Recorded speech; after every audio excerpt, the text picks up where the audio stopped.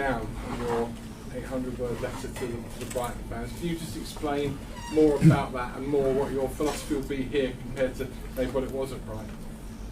Well, you have to look at the football club here, the tradition, the quality, the size of the club, the ambition of the club, to compete in the Champions League, to compete at the top of the Premier League. It's a completely different challenge to the one I've had. I had 3 fantastic years at Brighton, amazing football club, but I'm very, very thankful for the ownership here of putting their trust in me and belief in me to work with an exciting group of players, to be competitive, and to put a team on the pitch that our supporters are really, really proud of. So I'm very, very excited, as you can imagine, and really looking forward to getting going. Andy and then Carrie. Hi, Graham. Hi. It's a heck of a debut for you as well. It's not just a normal game, it's a Champions League game. Just wonder if you could talk to us a little bit about that, the size of what we're expecting tomorrow, the occasion, that sort of stuff. And I'm just wondering as well about your experience of Champions League football. It's obviously a first as a manager. What experiences previously do you have of going to Champions League matches and that sort of thing, please? Well, my experiences have just been as a supporter in terms of Champions League level. Obviously, I had my Europa League experience with Östersund, so going to Galatasaray was a fantastic occasion, winning there.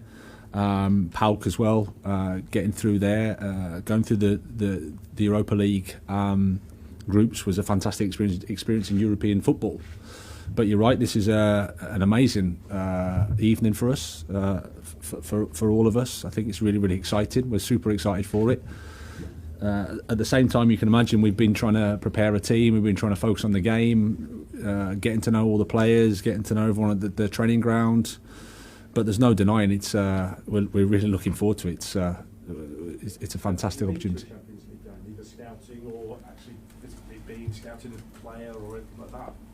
Off the top of my head, I don't think I have, no. So I think it's a good time to go in the dugout. You know, why not? A heck of an introduction. Yeah, well, I think wherever we start, it's a heck of an introduction. You know, it's with respect to everything that's happened at this football club, with the demands at this football club, with where we are in terms of how we're competing and what we want to achieve. Wherever we start is going to be brilliant, and why not start here? Carrie. Hi, Graham. Hi. 9 days ago, you recorded a big win over Leicester and Brighton to get into the top 4, and you had to manage expectations of people talking about Europe. You're now going to walk a new team out to that Champions League music. We've all been through a bit of a change in environment in the last 9 days, but how is your head? And we hear so much about your culture. Jose Mourinho came here and announced himself as the special one. How do you want the players and the fans to know you?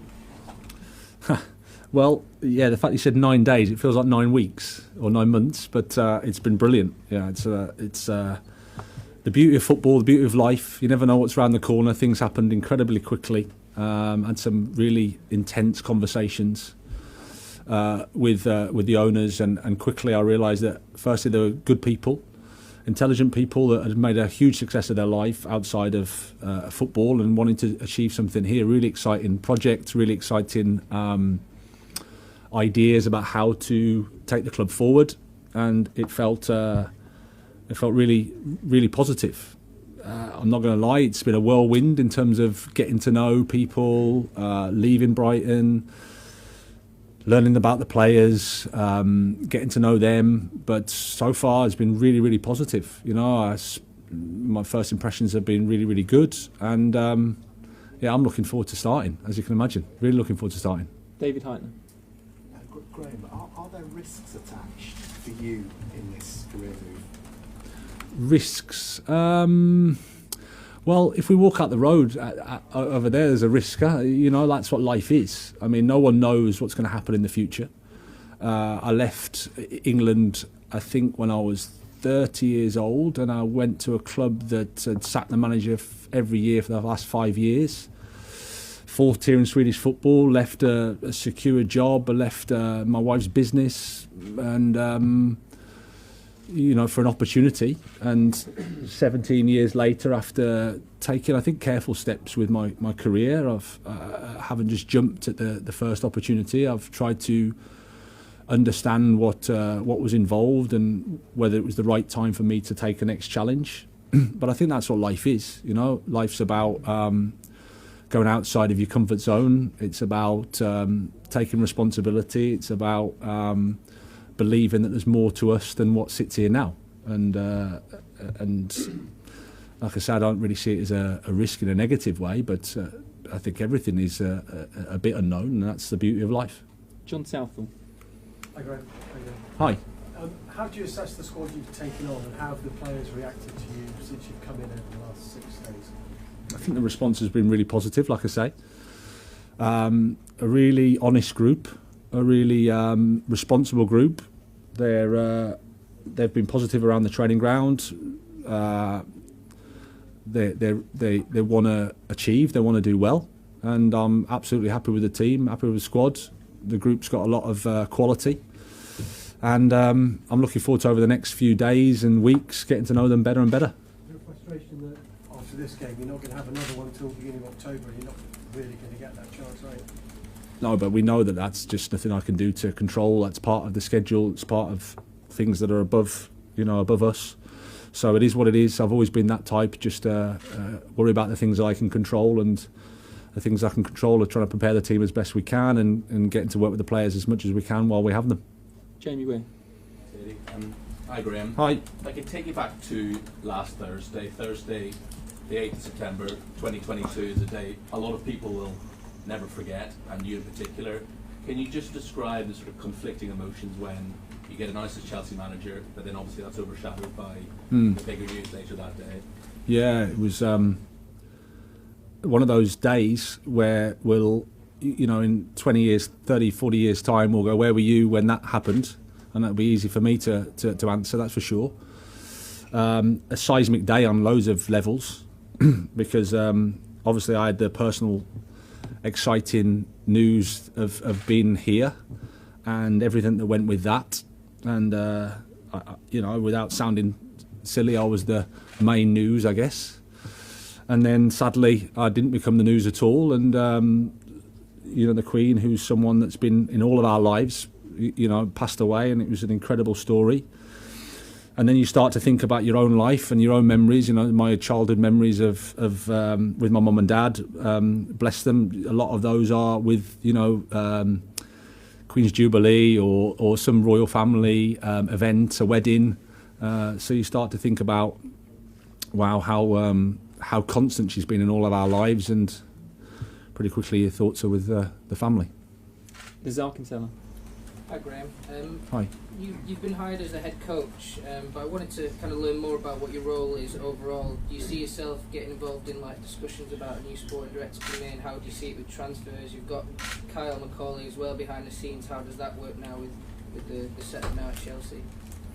Well, predominantly I've always thought that I'm a head coach. My job is to help the football club, and I've always taken that approach. I was lucky that I had an opportunity in Sweden to sort of build a football club. And what I got from that was that the club is always the most important thing. We're just here to serve the club and do our best, and that's they take the directive, and we want to try and help as best we can. Kyle is one of my members of staff who's been with me for 10 years.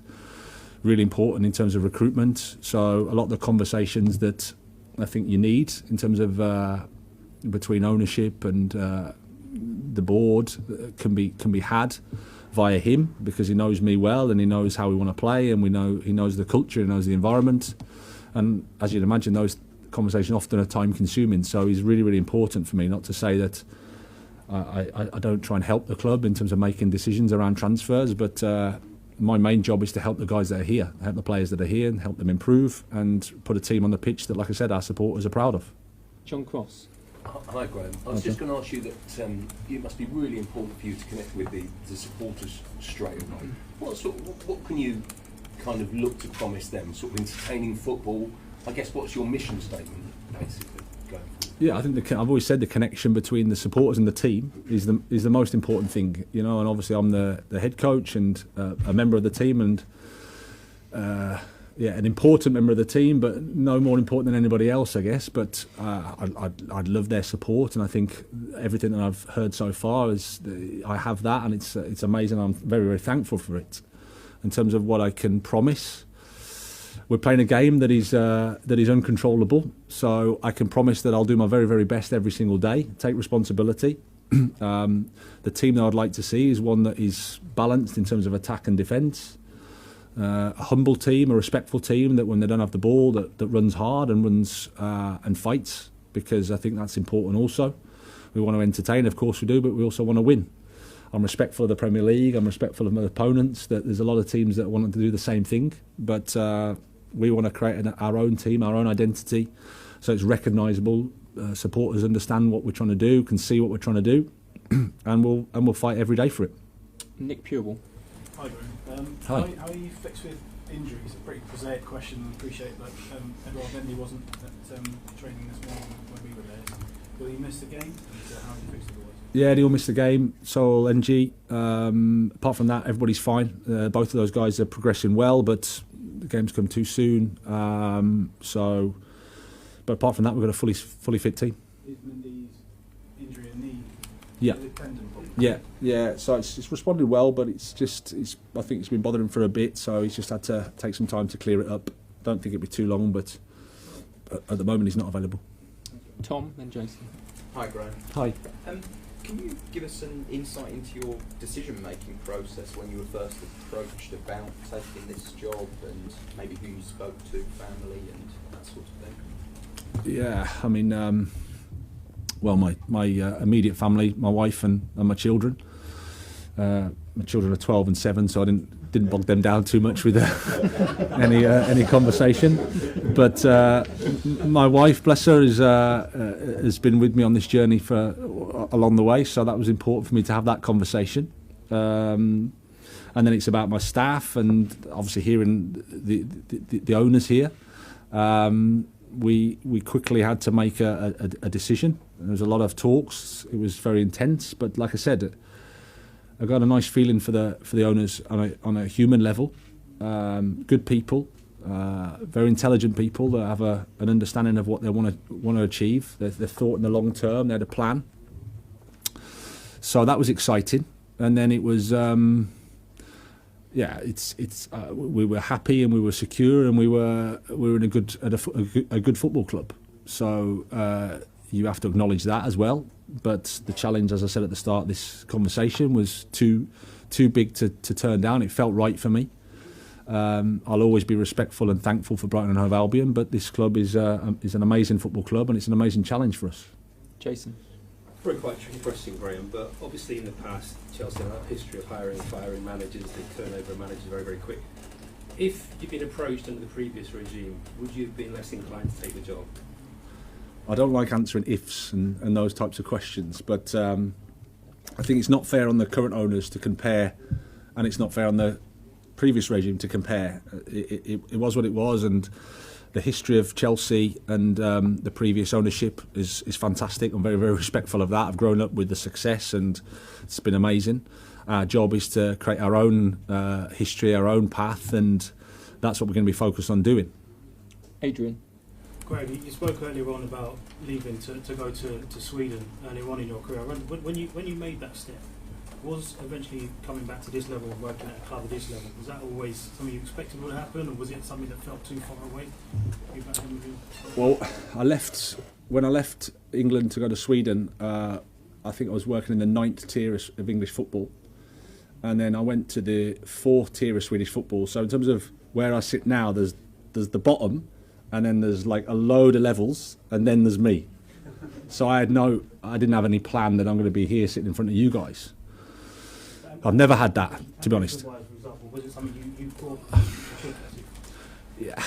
Yeah, in terms of ambition, of course, you want to test yourself at the highest level that you can. But I think ambition is one thing. I think like I said, responsibility is better in terms of work as hard as you can in the job that you are, do as best as you can, and take the steps when it's the right time to take the steps. I always just focused on, there was no grand plan. I just focused on doing my best at every club that I've been at, try to, as I said, take responsibility, try to analyse any mistakes you make, try to move forward, and then it's just about life, isn't it? No one can predict how it's going to go. No one knows, and that's why it's so beautiful. Liam Twomey. Hi, Graham. Hi. Welcome. Thank you. You've got a very deep squad here of established international players. You've also got some young players with first-team aspirations who have signed for quite a lot of money. It's always been regarded as one of your strengths to be connecting with players and man management. So how do you approach that in this sort of situation? Well, it sounds strange, but I approach it as I've approached every job and every football club, with the greatest respect to every environment and every context. I know that this is a different environment, this is a different context, but we're still working with people, as far as I know. And then it's about understanding them, treating them with respect, getting to know them, trying to communicate as clearly as possible, and build relationships. You know, that's how it is. There's all sorts of narratives out there that top players are this, top players are that. Believe you me, in my experience, people are quite complicated. People have egos, people have different things that challenge, and that's the fascinating thing about this job. I think it's something I really enjoy. Okay, last two, Matt Dunn and then Adam Newson to finish. Hi, Graham. Hi. We've moaned in the past, well, mainly young English managers have moaned in the past that big clubs don't appoint young English managers. And certainly English players at Chelsea haven't always done as well as we perhaps hoped they might do. With the kernel of English players you've got here and your own experience, do you see a sort of philosophy change in that regard? And do you see yourself as sort of a beacon or a pioneer for those talented English managers who now might get those chances? I just see myself as a coach, not necessarily an English coach, is the first thing I would say, even though I'm tremendously grateful for my family and for my history and from everything that I've had to come to this point. I'm grateful for the 7 years I had in Sweden as well, which shaped me as a coach and a person. So I don't know. Like I said, I left here when I was 30. I'm now 47, and in those 17 years, I've,